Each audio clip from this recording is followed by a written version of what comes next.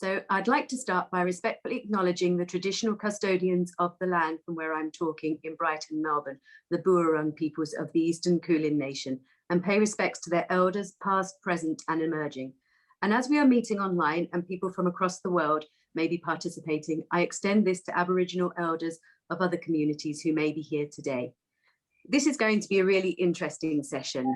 I've only known Suzanne for a few months when I was put in contact with her through a mutual, another editor that we both know. And Suzanne has a fascinating story to tell. Now, Suzanne is a Sydney-based writer, media producer, and an author, now published author, who describes herself as a creative storyteller. Suzanne's latest publication, The Naked Truth About Perimenopause, draws together the extensive research she's carried out into using medical papers and discussions with medical personnel, and stories from other women and anecdotes, as well as her own personal experience. And she draws this together in an informative and accessible and funny way. Now, this is only a short session this morning, so we have to finish very promptly at 10:15 because we go straight into another session. So I'm not going to say any more. In fact, I'm just going to pass over to Suzanne, who's going to fascinate and intrigue you with some of the knowledge that she has attained, and also share with you her journey to publication and some of the hiccups and triumphs she had along the way. Over to you, Suzanne. Oh, thanks, Caroline, so much. Nice to be here. And thanks to the Society of Women's Writers, Victoria, for inviting me to speak today. It's been interesting to watch from afar. I'm on Sydney's northern beaches. Yes, so my name's Suzanne Mitchell, and I'm a writer, a media producer, and a mother of 2 young adults. And as a young child, I fell in love with storytelling at bedtime, snuggled up on the couch with family, warm milk, and Kenneth Graham's much loved characters from The Wind in the Willows, Mole, Ratty, Toad, and Badger, and their adventures on the riverbank. And, Pooh and Piglet, A.A. Milne's characters from The 100 Acre Wood. There were so many beautiful tales through my childhood. Beatrix Potter, Enid Blyton, Roald Dahl, and Dr. Seuss, the list goes on. So I suppose my love of reading led to a love of writing. I penned my first stories in primary school and went on to write scripts at film school in London, which were probably pretty terrible, and slammed out through the keys of my ancient imperial typewriter. I lived in a top floor bedsit, sort of archetypal poor writer with the hunger to communicate and the romance of the written word, living on toast and baked beans and hand-rolled ciggies.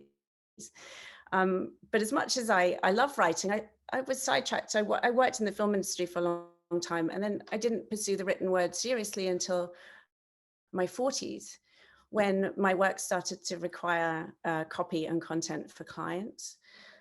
So fast forward a decade from there, and I've written 3 of my own books, one of which is now published.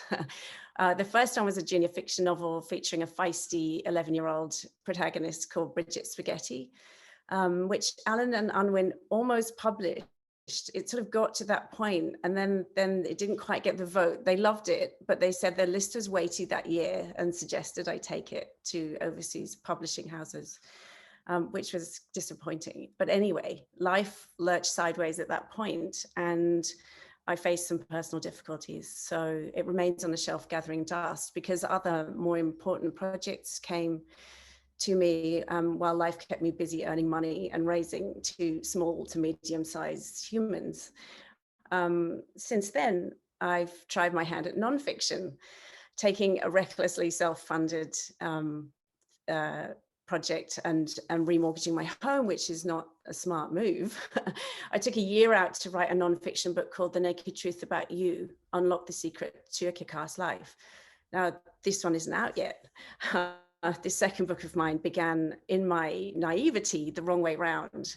I started with a book, and after many rounds of edits with my long-suffering editor, Jessica Perini, 28 chapters and 100,000 words later, actually 130,000 words. It had some slash and burn. But I realized I had to build an audience if any agents or publishers are to take me seriously. So, I mean, like, Suzanne, who the hell are you? And why should we bother to read your manuscript? So I've learned that you're nobody without an audience. And so around this time last year, I was working on building my audience in preparation for pitching the book, The Naked Truth About You.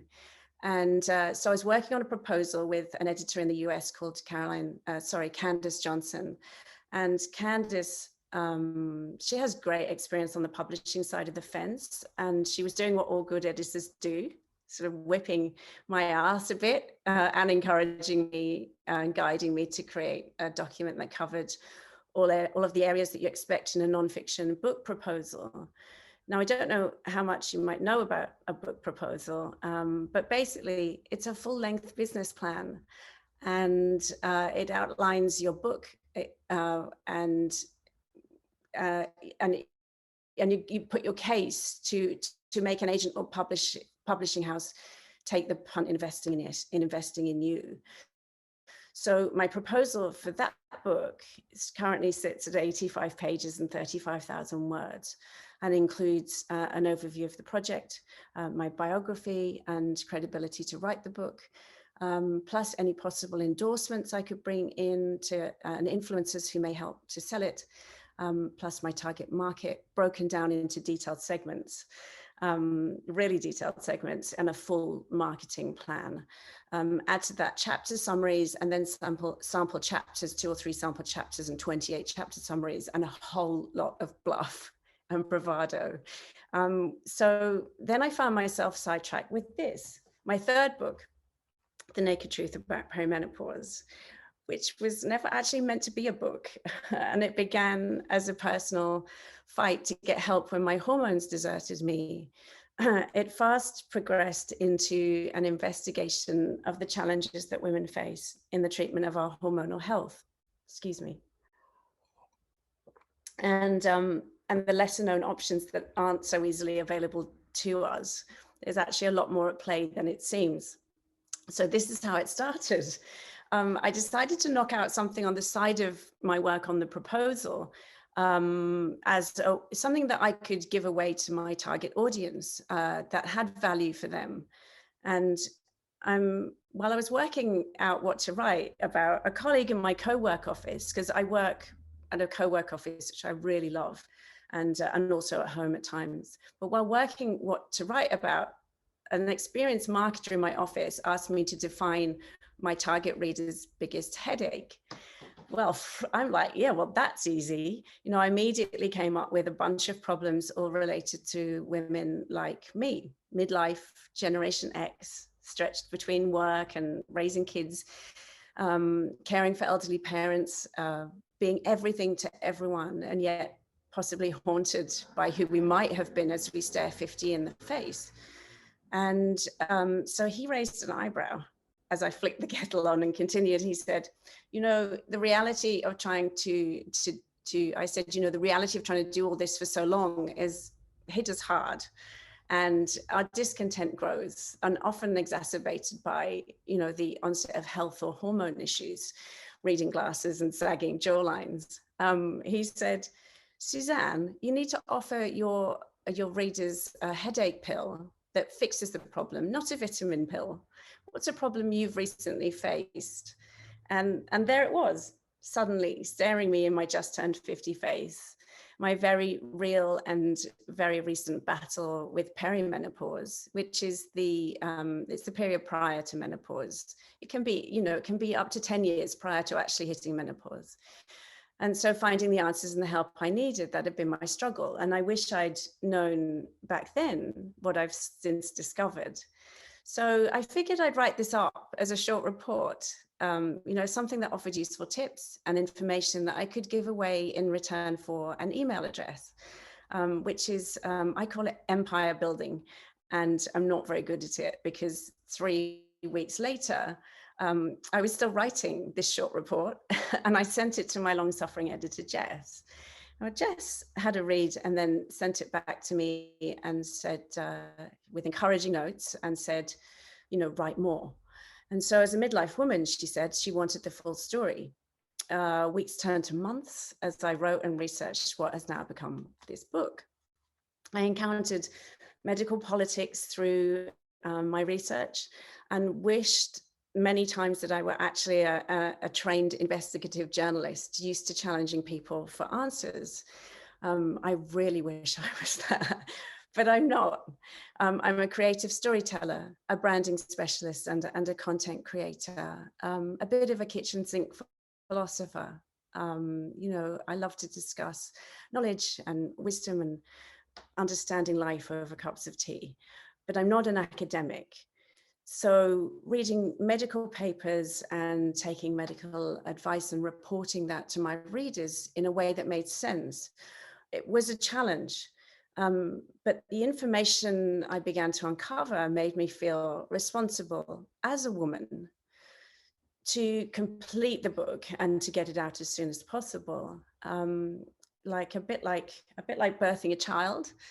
It's taken me 9 months from the seed of an idea and from growing and nurturing the project, writing and researching, and at times being steamrolled by medics, way cleverer than me, who, by the way, don't really like lay people writing about their science and challenging the evidence. So it was a labor of love and much frustration at times. In fact, I got to a point in August last year where I figured it was about as good as I was going to get. I knew there was more to it because I'd found other conflicting opinions. Indeed, my own personal experience conflicted with much of the evidence that had been presented. But I couldn't find a way through the medical glass ceiling. So, believing I'd done my best, I quietly slid the book up to Amazon just on the Kindle KDP. And prior to, you know, publicity and book launch, I was just doing it quietly and then going to try and make some noise. But a day later, hours before a meeting with my friend and publicist, Valerie McIver, I received an email response from a doctor and a breast cancer surgeon, a researcher and a respected author of a paper I'd read right back at the beginning of the project. And there it was. The glass ceiling cracked open enough for someone to reach out and guide my inquiry further. A whole new world opened up in my search for answers. And the breast cancer surgeon, Dr. Rebecca Glaser, referred me to a hormone specialist. Both of them doing work that actually challenged conventional medical thinking. They both pushed me to inquire further and do more research. So I, rather disappointedly, but excited at the same time, I took the book down and I entered many more months of research and rewrites. I had presentations to watch and more academic papers to read. Observational studies and random controlled trials. The book was in good shape by about November last year and into the final edits. So many edits. Now, I didn't give this book to my partner, Nick, to read until I was finished with it, because after crucifying him through the process with my other book, I steered clear of running chapters past him, instead utilizing 4 editors I knew who were all in their midlife years. And I figured, you know, Nick was over hearing about my menopause struggles and the frustrations of research and writing process. So I didn't ask him to read it until it was done. And then after reading it in one sitting, because it's not a really long book, it's maybe you could knock it over in a couple of hours, you know, it's 120 pages. He said to me, God, you know, that's so good. I don't know why he was quite so surprised. He says, I'm so proud of you for following this through. And men need to read this too. If I'd understood better and had your book on hand, I could have been so much more supportive. And I have to admit, like, I blubbed a bit after hearing that from him.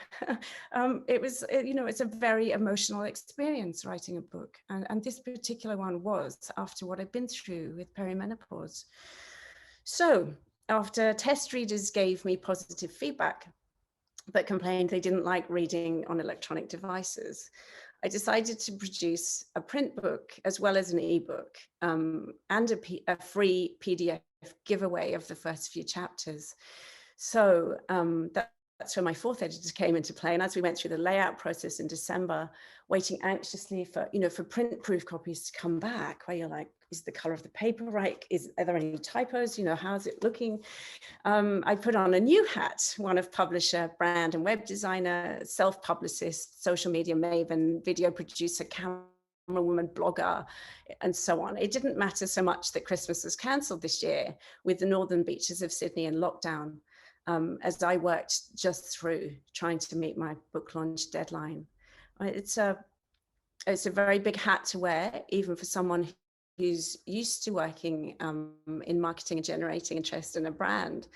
It's hard when it's your own brand. Some days it swamps me, and others I throw it in the air with glee and enjoy the process. But I'm not going to lie. Many of you will already know how heavy that post-launch hat can be to wear. So I've employed the services of some brilliant women to help me in this part of the process from what I can afford. And yeah, so that's probably enough about me and my personal book writing roller coaster ride. Let's talk about the hormonal roller coaster ride that many women enter through their late 30s, through their 40s and early 50s, because I feel we should not stay silent. We must find a voice to tell it like it is.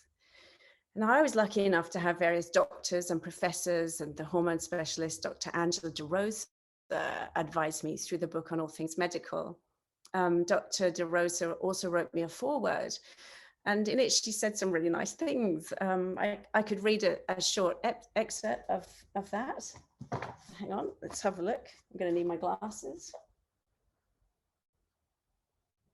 She wrote,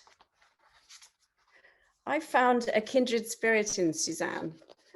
She provides women with much needed information and coping strategies. I laughed, I cried, and I peed my pants a little when I read this book. I also got enraged again, reading her struggle to understand and fight to access all the things that prevent women from getting the proper care and hormones they need. Men get their penis drugs and all the testosterone they require. We get psych meds and excuses." So so it was really great to get a nice forward. And I just get into the book a bit, I think. Chapter 1 is called The Nuggets of Truth. And in this chapter, I discuss the challenges that I faced in researching and reporting on medical evidence and advice, and how my endeavor to find the truth about the best ways to treat the transition to menopause was subject to so many different opinions. And I introduced the various medical specialists that I sought help from, and tell some of the story that I started to outline to you today. In chapter 2, it's called Menopause, Kill Me Now.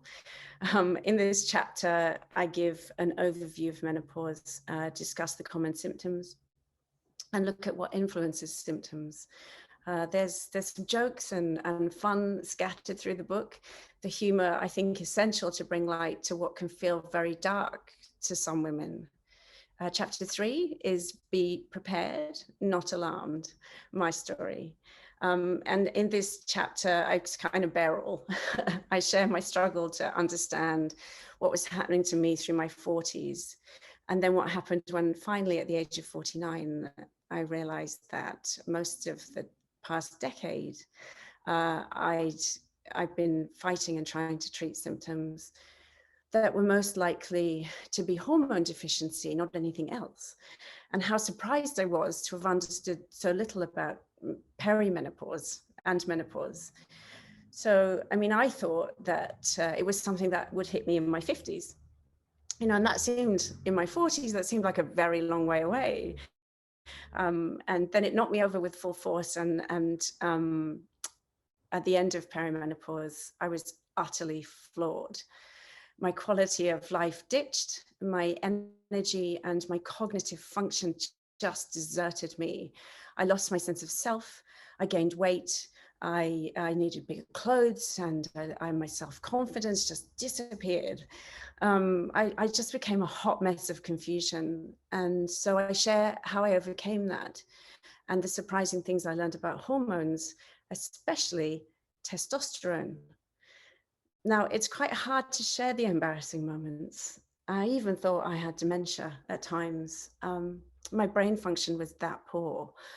And the times where I bled like a scene from a horror movie. But in my search for the truth, I must tell the truth.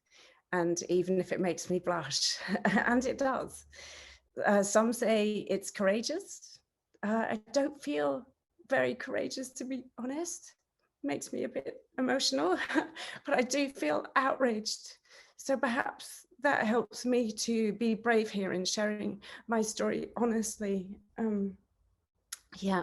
So chapter 4 is Haywire Hormones. And I think I might just read a bit of an excerpt from that. I have to find my glasses again. So I didn't really know much about hormones. I knew that they kind of made me mad at times, but okay, so haywire hormones. When your hormones go haywire, they become hormones. When we first experience their full force through our teenage years, we may suffer pimples and protrusions and sometimes smell like off cheese, but opportunities await us and the world is at our feet. Plus, we know everything. During your fertile years, you're up, you're down, you bleed, and you're like, I love you, I hate you. I'm sorry, it's my period. I'm hormonal. So if you aren't coffee, chocolate, wine, or Cheezos, I'm going to need you to F off. You think, I'll get to menopause and all of this will go away. Then your hormones pack up and run off with your period, and you're still, I love you, I hate you, I'm sorry, I've forgotten, what am I doing in here? When did I get so fat? And who the hell am I?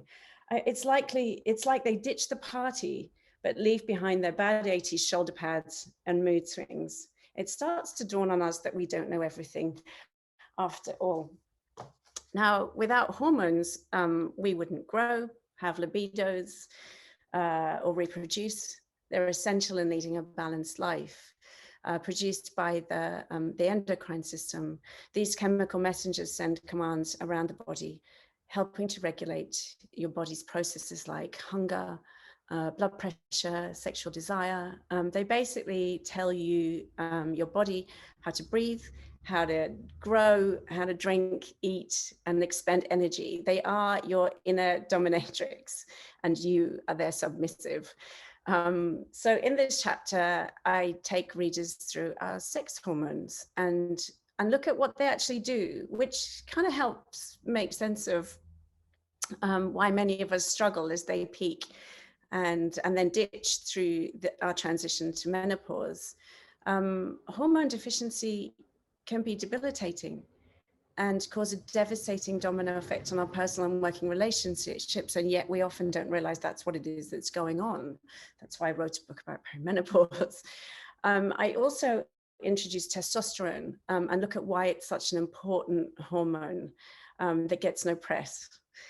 There's an explanation between, of the difference between synthetic and bioidentical hormones in here too.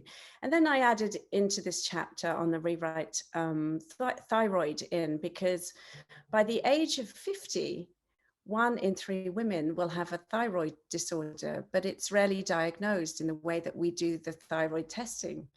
This is something we need to be aware of. Chapter 5 is HRT, is called HRT is Not the Devil's Work. And we look at why HRT has had such a bad press, dispel the myths and look at new evidence associated and assess the associated risks. I share other hormone therapy options with readers and what I've tried and been prescribed and how I was ultimately saved from the asylum.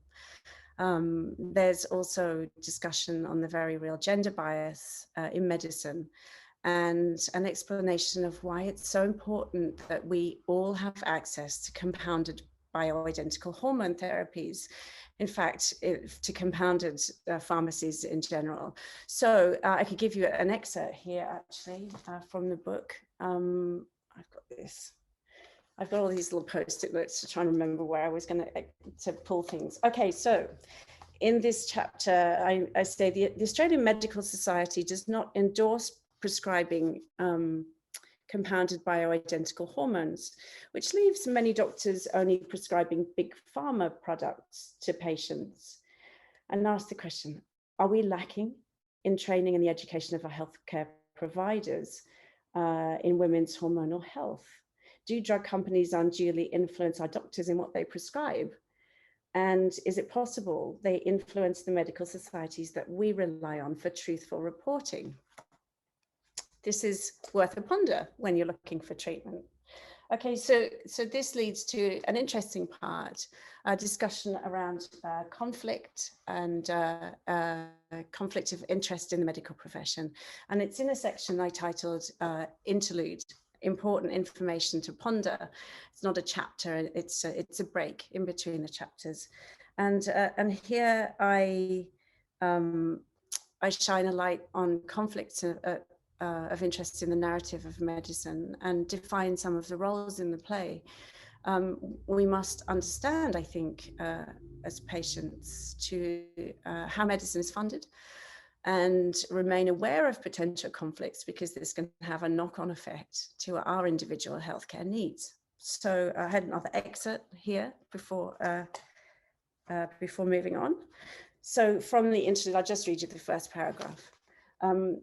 Before, it'll just outline what it's about. Before heading, I need my glasses, into the next chapter, we need to consider this slight detour around perimenopause, that our physicians and the public at large rely on doctors who are experts in specific areas of medicine and on medical journals and societies, which we assume provide unbiased, independent medical literature and information. This is a lofty or sugar-coated ideal, but as we know, nothing tastes that sweet, and all good stories have deeper, sometimes bitter-tasting plots of intrigue. There are and always will be conflicts of interest in the narrative of medicine, or indeed life, for we all need to fund our basic needs. And then I go on to just remove some of these to make it easier later. I go on to define some of the roles in this play, so we can understand what happens behind the scenes and why we must understand what's at play in order to challenge and then access the right treatment of our hormonal health. And we are all different. So next up is chapter 6, Not Just Vital for Boy Bands, Testosterone. Now, this is a defining chapter in the book, and this hormone's rarely discussed as we hit menopause, and it's extremely important, and it makes me really mad that it isn't part of the current narrative of treating menopause. My view is considered controversial here, but it comes from a very personal experience and is backed up firmly with clinical research. Testosterone and other related hormones, androgens, have important roles in healthy women. Indeed, we have more of it than we do estrogen circulating in our bodies prior to menopause. It has an important role in for muscle and bone strength, for hair growth. There's evidence that it may have a favorable effect on mood, on well-being, on energy and vitality, not to mention our libido. And it aids the brain and the nervous system, our skin and our cardiovascular system. Plus, it's essential for glucose metabolism and maintaining weight. Who doesn't want that? So I take readers through testosterone therapy and reveal what I learned from my determined inquiries and how useful it was for me personally in managing the brain fog, what I thought was dementia, and other debilitating symptoms like fatigue. I mean, I was exhausted to the point I couldn't sometimes I'd get home with, after work with the shopping in the car, I think, oh my God, I've got to get the shopping out of the car and upstairs into my apartment, and I've not got the energy. And then that was teamed also with terrible cognitive function.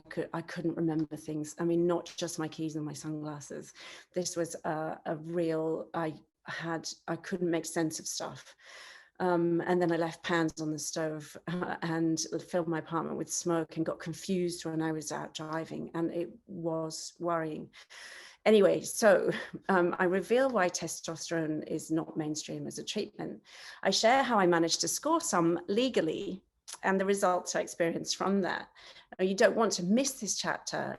It's full of information that you won't find on Menopause Society websites. Chapter 7 is alternatives to hormone therapies, because not everyone can safely use hormone therapies, and there are many alternative options.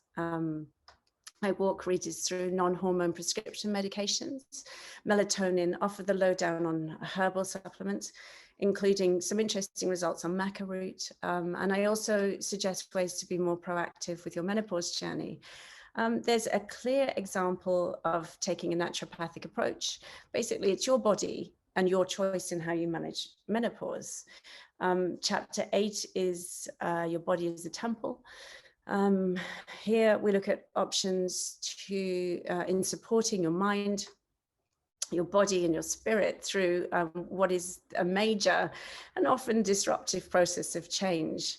We look at the best types of exercise, to the benefits of cognitive behavior therapy, ways to manage stress, make better food choices and sleep better. Basically, I offer tips at worshipping at the altar of your body. I think we could probably all worship better than we do. I especially. Okay, so chapter 9 is what to take to your doctor.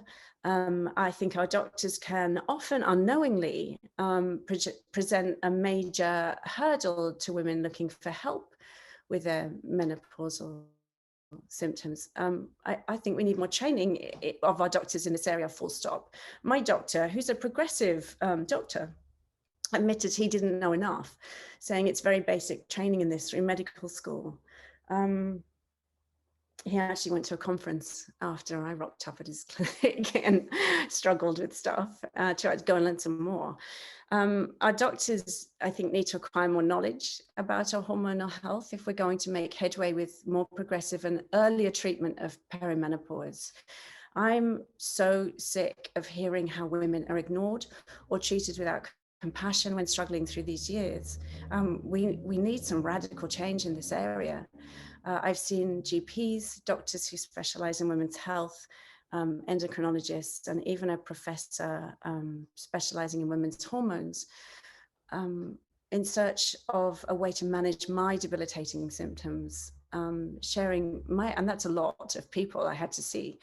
Sharing my experience, I offer some super useful tips on how to find a good doctor and make your experience with medical professionals a good one. Okay, so we're getting towards the end. I also give readers a checklist to take in with them and the questions to ask.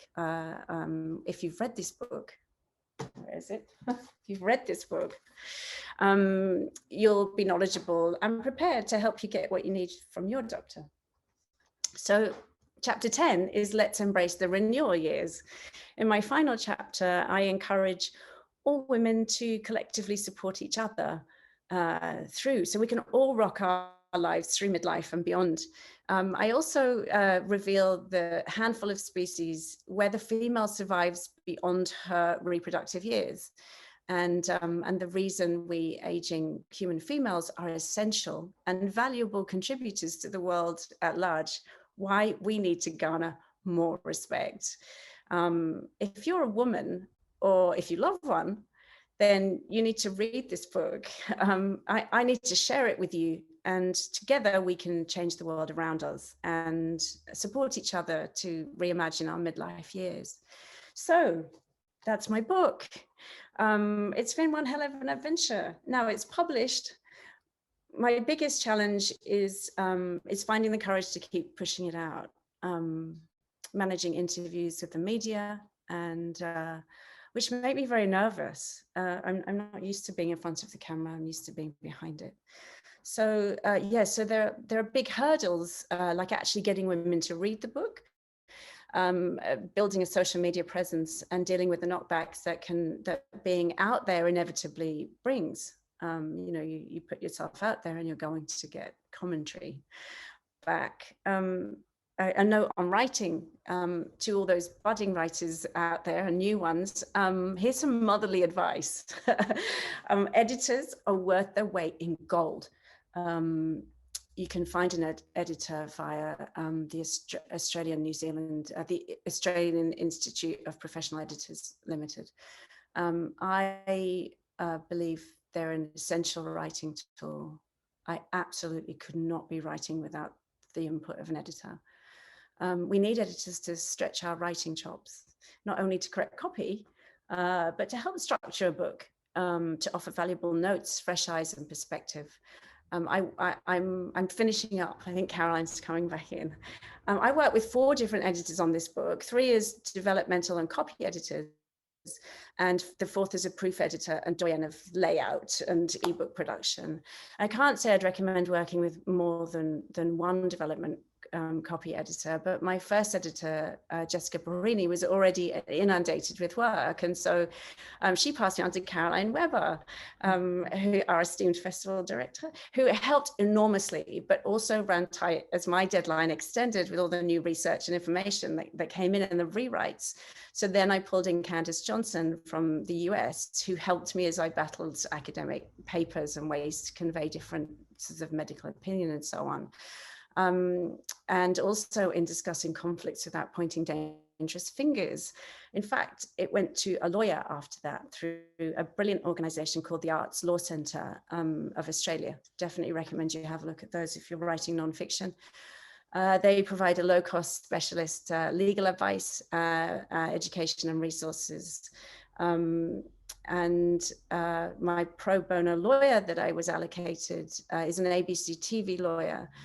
And he really knew his stuff and made me pull in some areas of the book that, to safeguard me from potential defamation claims. So when real people feature, I think, and things are challenged, care is required. I can't tell you any more, or I'd have to kill you.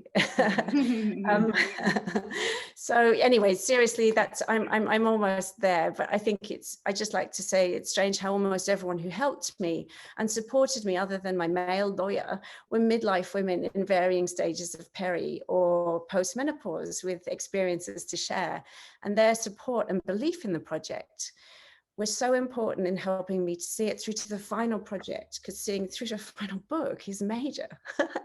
So I was going to do a final excerpt, but it looks like we're running out of time. No, we've got about 7 or 8 minutes, so that's fine. Happy for you to do that. Okay, it's an empowering excerpt. Yes, go for it, go for it. Oh God, hang on, I've got to find my glasses. Oh, getting old, it's not fun. Okay, that's a final. My final. Oh, Blaze is on. Oh. Blaze is on. Have we got time? No, Blaze is gone. Okay. Yes, you're ready, Suzanne. You talk. So is menopause a key? After talking about the different species and the importance of our role, I say, so is menopause a key to our success as a species? I think we can claim a strong argument for that. That's great reason to embrace your renewal years and to push healthcare professionals for the treatment that's right for you. You aren't just doing it for yourself, but for humankind. And then I just skip through a few points and come back to an end point. By embracing our personal transition and sharing our experience, strength, and hope, we become advocates for change within society. We're better placed to lobby and challenge healthcare professionals and workplaces for more understanding and less prejudice. But we also empower our societies.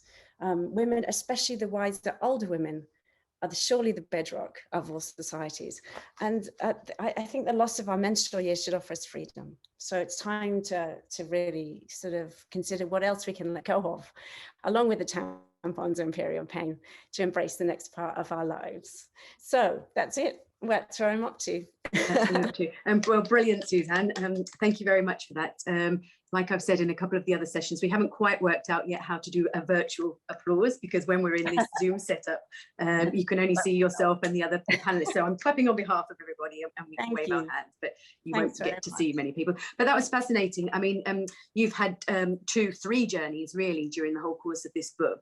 You've had the hormonal journey, you've had the book journey, but you've also had that research journey as well, and which you started grappling with right in the midst of when your hormone journey was perhaps at its wildest in terms of roller coaster rides. And it must have taken a lot of courage and determination to keep pursuing in the face of all that sort of medical pushback, where people were saying, no, this is the way it is, you're doing this, you go off and do that. But you had enough confidence within yourself to keep challenging and going away and finding this extra information, which I mean, I know because I've read the book, was often hard to find. I mean, there's some information out there, the medical reports and some limited research, but there isn't a book that's accessible to your layperson that explains and has this sort of conversation, the chat, the information from the wiser older woman, as you've described. So what drove you? I mean, you just had to get the message out there, didn't you? And how did you cope doing it? There were times where I was like, oh my God, what am I doing? This is, getting my head around those papers.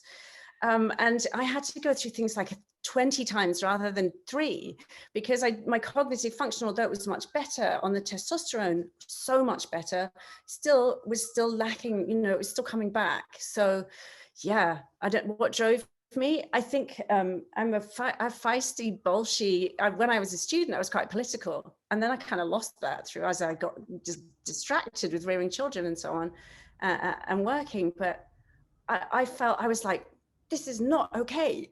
We need to do something about this. And I think that's what drove me. Really.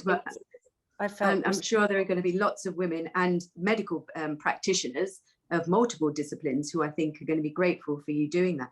Because it's also still quite a taboo subject, isn't it? It's still a bit hush hush. We don't often talk about it. And because we don't talk about it, like you say, you can be imagining that you've got things happening to you, or thinking that you have dementia or something else, when it's an underlying hormonal issue. But we don't talk to people about it. No, we don't. I didn't start talking to people about it until the hot flushes hit me, which was right at the end of perimenopause. I'd be standing at a shop counter, a pharmacy or a supermarket, whatever, and like it would go all the way through, and I'd be obviously having a hot flush because I'd be red and sweaty, and I'd catch the eye of another midlife woman who'd obviously had a flush, and there'd be a knowing, and then we'd have a chat about it, because I'm quite confident like that and chatting to people. So yeah, no, it's interesting, and I mean, probably the hot flushes is probably one of the symptoms that most people would just assume straight away that would be it, and they wouldn't be aware of all these other symptoms that could be going on, because that's sort of the classic, isn't it? That's it. And I think that the really worrying thing is that when we go to doctors with things like anxiety or low mood, or through our 40s, or low libido, or whatever it is, it's often just put down to being depressed or anxious or stressed. Like, go away, do some nice things for yourself, have and you'll a date be okay with your husband. It's like, it's really not. We need to look at what's going on here properly. So yeah, no, absolutely. And I mean, you made the point, you've now got to keep pushing and getting the message out there. Have you made any inroads with the medical profession? Have you got sort of people backing you and saying to every other GP in their practice, you need to buy a copy of this book and keep it on your desk in your room? Yeah, I have, my local compounding pharmacy's got it on the shelf. They love it because because I talk about compounding in the book. Doctors, they don't get a great rap. So, my doctors are all very helpful, and it's just the way that things are set up. So have I made inroads? No, but I'm trying to, in talking about this. I think in talking, in writing articles about it, and having the opportunity to speak at events like this. Social media. Yeah, that's it. And joining exactly. festivals and things. So sorry, I mentioned I've got a little Facebook group. Oh yes, please do. Yes. I've got a Facebook group. It's very tiny, but it's not just about menopause. It's women sharing their strength, hope and inspiration and wisdom. through all ages. So I'd love you to come and join that. It's called Secret Menses Business. Just look it up on Facebook. And unless, I don't know that Facebook have blocked all Australian news today. I don't think it's that news. Yeah, not sure what the status of Facebook is at the moment, but we'll check. Yes. And also mention your Instagram as well, because you mentioned the kitchen sink philosopher, and you make these wonderful observations, and you have a bit of a chat, and there's sort of some dialogue going on around things like that, which I think is really interesting. Yeah, well, that's my other bigger book. Yes. And so, yes, I am out there on Instagram as Kitchen Sink Philosopher, and also my Facebook page is Kitchen Sink Philosopher, which is, I don't classify myself as being academic or intellectual in any particular way. So I'm like, I have a cup of tea, let's talk about this stuff, because it's important and we need to get our head around it, if we're going to live a good life. So yeah, no, well, absolutely. That's what you want to do. You want to have a chat about these things with your friends, don't you? You want to have your cup of tea and do. One of the other points which I'll just mention briefly, I was scribbling down notes as you were talking. So this is to people in the audience, really. That Suzanne mentioned contacting the Arts Law Centre, and I can't stress that enough. Whether you write fiction or non-fiction, if there's an element, if you've written a non-fiction book that has elements of the truth in it, or you've based scenarios or situations on true characters or family history or whatever, and you're a bit nervous about something, and certainly if you've written non-fiction books. Did I get that the wrong way around then? Morning, lady. No, I think just a second, Hazy, we're just finishing up the previous session. Let me start that again about the Arts Law Centre. I cannot rate it more highly. I think anybody who has written something, particularly a non-fiction book, but also fiction as well, if there are parts of that book that you're feeling nervous about, it's worth checking it out. You do not want to run into any situation that could potentially cause defamation or damage to you, your brand, or to the people that you're mentioning, or the products that you're mentioning in your book. It's a great service. You can become a member, and then there's a pro bono service available. And I've used them a couple of times. Publishers will not touch a book if they feel that it hasn't been checked correctly by a lawyer. So it's in your interest to have it checked out. The responsibility is put back on the author, because you say, yes, I've checked all this out and this is all legally sound. So just a great piece of advice there, Suzanne. Thank you. Oh, now, well,